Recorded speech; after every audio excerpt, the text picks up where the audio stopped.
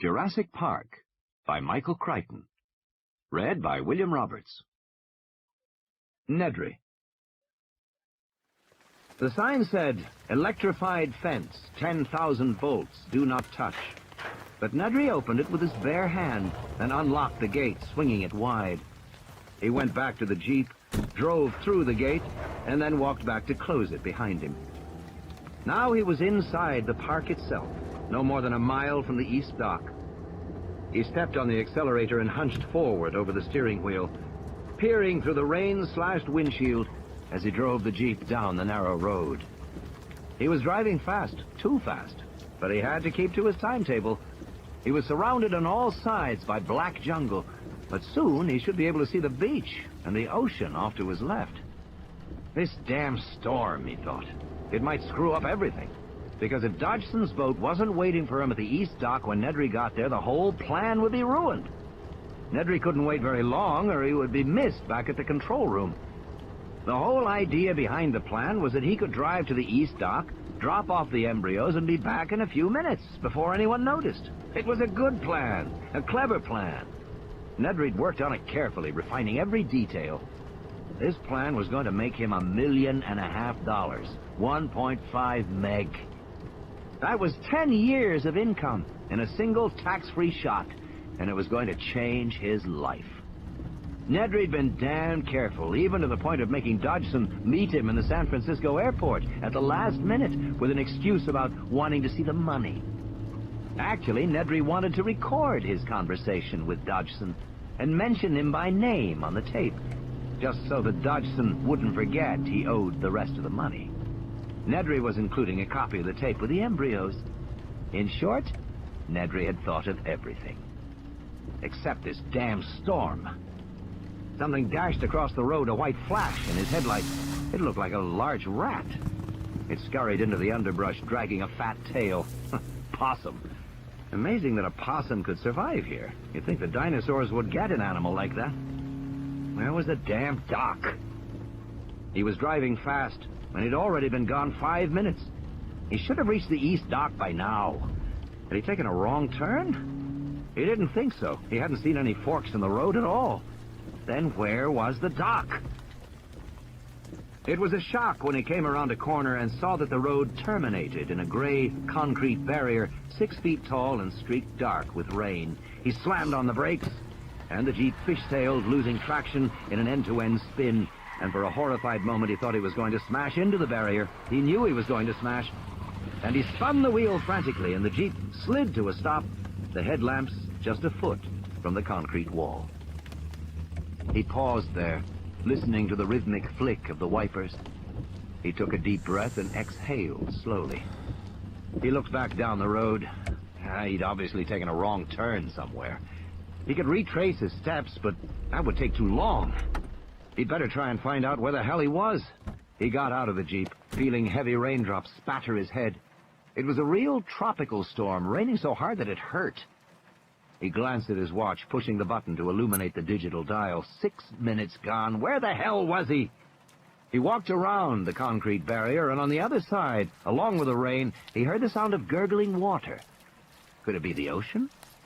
Nedry hurried forward, his eyes adjusting to the darkness as he went.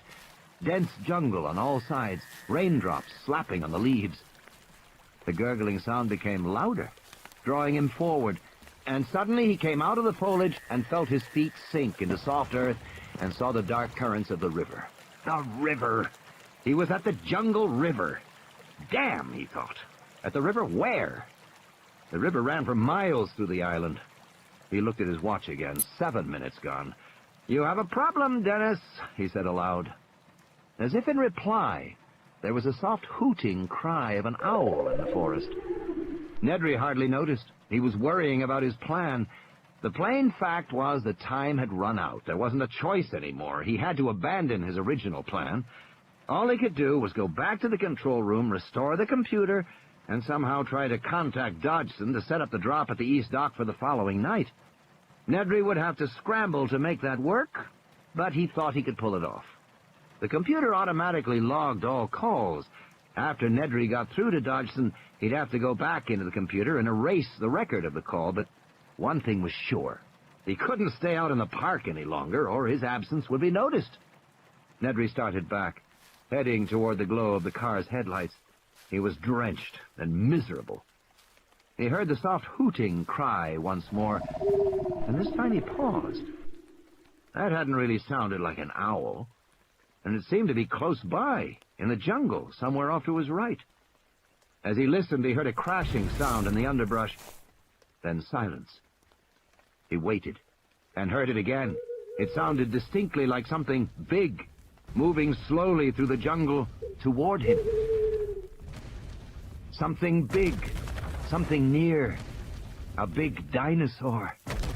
Get out of here. Nedry began to run. He made a lot of noise as he ran, but even so, he could hear the animal crashing through the foliage and hooting. It was coming closer.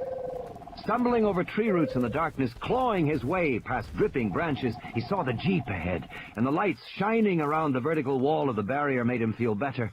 In a moment, he'd be in the car, and then he'd get the hell out of here. He scrambled around the barrier, and then he froze. The animal was already there. But it wasn't close. The dinosaur stood 40 feet away at the edge of the illumination from the headlamps. Nedry hadn't taken the tour, so he hadn't seen the different types of dinosaurs, but this one was strange-looking. The 10-foot-tall body was yellow with black spots, and along the head ran a pair of red, V-shaped crests. The dinosaur didn't move, but again gave its soft hooting cry. Nedry waited to see if it would attack. It didn't. Perhaps the headlights from the jeep frightened it, forcing it to keep its distance like a fire. The dinosaur stared at him, and then snapped its head in a single swift motion. Nedry felt something smack wetly against his chest. He looked down and saw a dripping glob of foam on his rain-soaked shirt. He touched it curiously, not comprehending. It was spit. The dinosaur had spit on him. It was creepy, he thought. He looked back at the dinosaur and saw the head snap again, and immediately felt another wet smack against his neck, just above the shirt collar. He wiped it away with his hand. Jesus, it was disgusting. But the skin of his neck was already starting to tingle and burn, and his hand was tingling too. It was almost like he had been touched with acid. Nedry opened the car door, glancing back at the dinosaur to make sure it wasn't going to attack, and felt a sudden excruciating pain in his eyes, stabbing like spikes into the back of his skull, and he squeezed his eyes shut and gasped with the intensity of it, then threw up his hands to cover his eyes and felt the slippery foam trickling down both sides of his nose. Spit. The dinosaur had spit in his eyes. Even as he realized it, the pain overwhelmed him, and he dropped to his knees, disoriented, wheezing. He collapsed onto his side, his cheek pressed to the wet ground, his breath coming in thin whistles through the constant, ever-screaming pain that caused flashing spots of light to appear behind his tightly shut eyelids. The earth shook beneath him, and Nedry knew the dinosaur was moving. He could hear its soft hooting cry, and despite the pain, he forced his eyes open, and still he saw nothing but flashing spots against black. Slowly the realization came to him. He was blind. The hooting was louder as Nedry scrambled to his feet and staggered back against the side panel of the car as a wave of nausea and dizziness swept over him. The dinosaur was close now. He could feel it coming close. He was dimly aware of its snorting breath, but he couldn't see. He couldn't see anything, and his terror was extreme. He stretched out his hands, waving them wildly in the air to ward off the attack he knew was coming. And then there was a new searing pain, like a fiery knife in his belly. And Nedry stumbled, reaching blindly down to touch the ragged edge of his shirt, and then a thick, slippery mass that was surprisingly warm. And with horror, he suddenly knew he was holding his own intestines in his hands. The dinosaur had torn him open. His guts had fallen out. Nedry fell to the ground and landed on something scaly and cold. It was the animal's foot. And then there was a new pain on both sides of his head. The pain grew worse, and as he was lifted to his feet, he knew the dinosaur had his head in its jaws, and the horror of that realization was followed by a final wish that it would all be ended soon.